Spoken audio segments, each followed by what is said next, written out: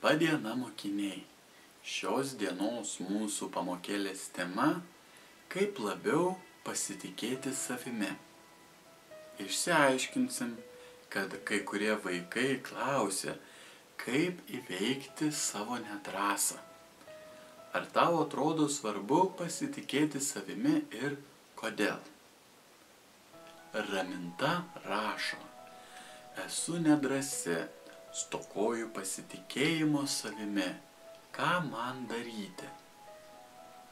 Atsakymas: sveika Raminta.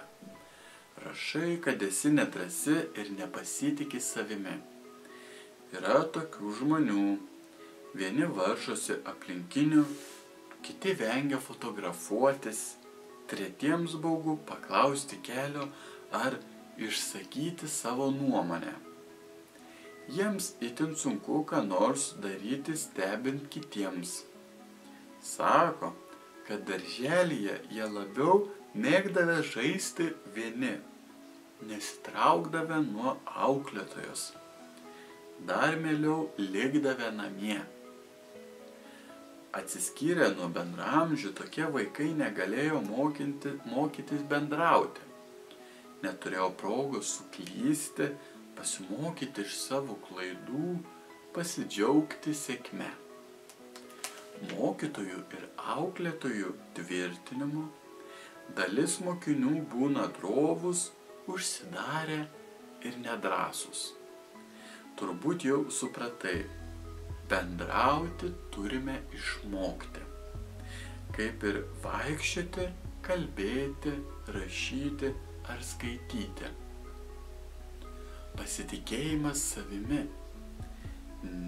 neįgimta savybė.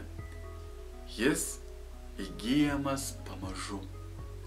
Mokantis bendrauti, siekti tikslų ir panašiai.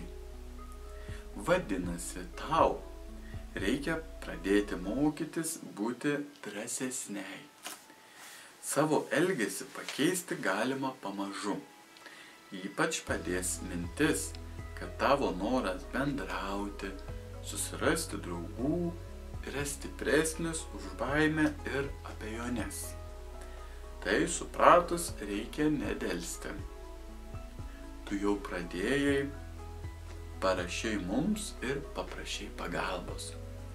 Tai labai svarbu. Vadinasi, apie šią problemą gali kalbėti. Kitas atsakymas. Suprantu, kad bus sunku. Iš pradžių gal kalbėsi nesklandžiai, jaudinsiesi. Manau, kad tau padėtų dienoraštis. Jame galėtum rašyti, kaip sekasi, ką jauti. Bendrauti reikia stengtis kuo daugiau. Pradėk po truputį. Parduotuvėje paprašyk pardavėjos ar konsultantės paslaugos. Nusišypsok. Šypsena visada padeda. Būk nuoširdi. Užsirašyk į dramos arba kurį nors kitą patinkantį būrelį. Ten rasi daug bendraminčių. Su jais visada lengviau pradėti bendrauti. Stenkis kalbėti garsiai ir tvirtai. Neužsidaryk namie, nenusimink, jei kas nors nepasiseks. Iš pradžių bus nelengva. Dėl to, kad trūksta pasitikėjimo, labai nesikrimsk. Pasitikėjimas savimi yra išugdomas. Pamilk save, dažniau pagirk, paskatink, pasidovanok kokią nors malonę smulkmeną. Ir pamatysi, pamažu ims sektis.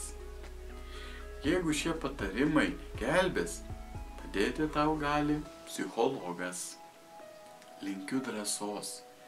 Jei norėsi pasikalbėti, parašyk man sėkmės. O dabar pamąstykime. Nedrąsios būna tik mergaitės ar ir berniukai. Ar tau pakanka pasitikėjimo savimi? Galbūt drovėtis yra neblogai?